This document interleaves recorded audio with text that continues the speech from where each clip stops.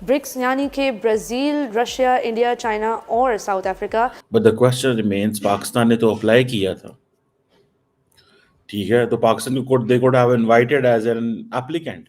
Beggars are not choosers. क्या president Putin president Modi से डरते हैं? ये ममालिक वो हैं जो इस वक्त फोर फ्रंट पर आ रहे हैं बहुत तेज़ी के साथ। क्यों नहीं बुलाया? गेस्ट बुला लेते। आ जाओ, भेज जाओ, आपने अप्लाई भी कर दिया है, साइड पे खड़े हो जाना। और मैंने उन भाइयों को कहा कि आप हमारे बड़े अजीम भाई हैं, हमेशा आपने हमारी मदद की। और मैंने यही कहा, जब मैं आया हूं तो आप समझेंगे शायद ये मांगने आया है। मैं मांगने नहीं आया, लेकिन मजबूरी है। पाकिस्तान भी कोशिश कर रहा है to become a member of BRICS. और क्या इंडिया इस बार पाकिस्तान को अलाउ करेगा कि पाकिस्तान भी ब्रिक्स का पार्ट हो? क्या उनको ये खौफ है, ये डर है कि कहीं मोदी ना नाराज हो जाए? बिकॉज सारी बात है, for Russia important actor is Modi, not Shahbaz Sharif. BRICS की ना एक डिस्टिंक्ट जो एक अच्छी बात ये मुझे लगती है कि अगर आप ब्रिक्स की एक्टिविटीज देखें, there actually more focus towards the economic development of the region, और वो जो है ना वो पार्टनर इन पीस बनना चाहते हैं दुनिया के। मैं दुनिया अगर कहती जी कि ये दहशतगर्द इनके माशाल्लाह ठीक नहीं है। नरेंद्र मोदी साहब prime minister of India peace की बात कर रहे हैं। जयशंकर 3 दिन पहले कह रहे थे कि आज तक रशिया ने कभी भी इंडिया के इंटरेस्ट के खिलाफ काम नहीं किया। हेलो फ्रेंड्स, जय हिंद। हिंदुस्तान स्पेशल में आपका स्वागत है। दोस्तों, ब्रिक्स में शामिल होने की उम्मीद लगाए पाकिस्तान को बड़ा झटका लगा है। पाकिस्तान ने पिछले साल ब्रिक्स की सदस्यता के लिए औपचारिक तौर पर आवेदन किया था। यह माना जा रहा है कि चीन ने इस्लामाबाद को भरोसा दिया था, लेकिन बुधवार को चीनी राष्ट्रपति और भारत के प्रधानमंत्री नरेंद्र मोदी की मुलाकात के साथ ही पाकिस्तान की सदस्यता की उम्मीदें धराशायी हो गईं। ब्रिक्स में नए पार्टनर देशों को शामिल किया गया, लेकिन इसमें पाकिस्तान का नामो निशान नहीं था। वहीं तुर्की को पार्टनर देशों में शामिल किया गया है। जिनपिंग की मोदी से मुलाकात को पाकिस्तान अपने लिए धोखे की तरह देख रहा है। प्रधानमंत्री नरेंद्र मोदी ने बुधवार को कहा कि भारत ब्रिक्स में अधिक भागीदारी देशों का स्वागत करने के लिए तैयार है, लेकिन इस संबंध में फैसले सर्वसम्मति से लिए जाएं। इससे यह साफ हो गया कि भारत के बिना पाकिस्तान की ब्रिक्स में एंट्री संभव नहीं है। दोस्तों, पाकिस्तान की कोई रिप्रेजेंटेशन नहीं है ब्रिक्स में।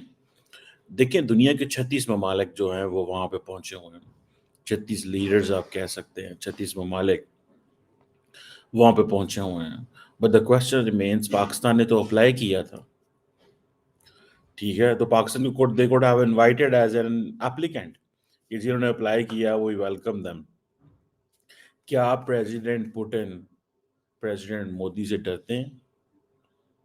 क्या उनको ये खौफ है, ये डर है कि कहीं मोदी ना नाराज हो जाए? बिकॉज सारी बात है, for Russia important actor is Modi, not Shahbaz Sharif. उनके लिए तो इम्पोर्टेंट एक्टर वो है ना। अरबों डॉलर का, 50-60 अरब डॉलर का तेल भी ले लिया है। 75-77 साल का बायलैटरल रिलेशन भी है, जिसको जयशंकर 3 दिन पहले कह रहे थे कि आज तक रशिया ने कभी भी इंडिया के इंटरेस्ट के खिलाफ काम नहीं किया। आप ये तस्वीर देखिए जो मैंने आपके सामने लगाई है, ये तस्वीर देखिए आप। The two people who are on his right and left, this is Prime Minister Modi and its President Xi Jinping, दोनों आर्क राइवल हैं टू दिस डेट। इस वक्त चाइना की और भारत की ठनी हुई है आपस में। वो जैसे कहते हैं ना, they are still, there is still a situation with no where the trust is yet to be gained, ठीक है। ऐसी सिचुएशन में जहां पे अभी इत्मीनान आना है, लेकिन पुतिन ही बिठा सकता है इनको अपने दाएं और बाएं। और ये वो मेरे ख्याल है म्यूजिक का कुछ हो रहा था, कोई गाना बजाना चल रहा था क्या, तो वो तो लुक एट दिस, ठीक है ना जी। यूएई ने अपने प्रेसिडेंट को नहीं भेजा ब्रिक्स में, वो बायलैटरली मोहम्मद बिन जायद समिट करके चले गए। बाद में अपने फॉरेन मिनिस्टर को भेजा, जाओ चले जाओ तुम इनके साथ बैठो, because he didn't want to give good those optics to Washington. याद रखें इस चीज को, वो वॉशिंगटन को वो ऑप्टिक्स नहीं देना चाहता था कि I stand with Putin and Xi Jinping. वो नहीं, और मैं हिस्सा नहीं बनना चाहता। ऑल्टरनेट पेमेंट मेथड्स का दिस एंड दैट जो होता है। बहरहाल द क्वेश्चन रिमेन्स कि आप देखें कि ये जो दोनों तस्वीरें हैं आपके सामने, ठीक है, सो पाकिस्तान ने तो इनवाइट जिसे वो कहते हैं ना अप्लाई किया हुआ था, तो वुडंट इट बीन गुड कि पाकिस्तान को इनवाइट कर लिया जाता, लेकिन उन्होंने इनवाइट नहीं किया, ठीक है ना जी। उन्होंने इनवाइट नहीं किया और वो शायद इसीलिए नहीं किया, उन्होंने क्या पहले कहा होगा पहले मोदी से पूछ लें, what does Modi says, Modi साहब जो कहेगा वो कर लेंगे। मैं आपको सही बात बता रहा हूँ, मैं ये हो नहीं सकता। आप देखें कि लंबी लिस्ट है भैया जिन लोगों को बुलाया गया है, ठीक है ना, लंबी लिस्ट है जिन लोगों को बुलाया गया है। अब आपको पता है कल भी हमने बात की थी कि जो ब्रिक्स है ना, ये इकोनॉमिक साइज के में G7 से आगे चला गया। ब्रिक्स की जो जीडीपी है दैट इज 35.6%, G7 की जो जीडीपी है दैट इज 30.3। तो वो पुतिन कह रहा है, देखें तकलीफ पता है क्या है इस वक्त, वेस्टर्न वर्ल्ड जो है वो परेशान क्या है, वो इंडिया को देख के परेशान होती है। उनको शी जिनपिंग एंड पुतिन की मोहब्बत से कोई फिक्र नहीं है, उनको फिक्र इस चीज की है कि ये मोदी की समझ नहीं आ रही यार, ये साढ़ा की करता है। मैं आपको बात बताऊं, you go any capital in the world in the west, you talk to any diplomat, you talk to any politician, you talk to any media person abroad, and they say that we don't understand India क्या कर रहा है। जिसे कहते हैं कि important एक चीज़ है जिसके हवाले से बात करनी है, और वो है जी ब्रिक्स समिट इन रशिया।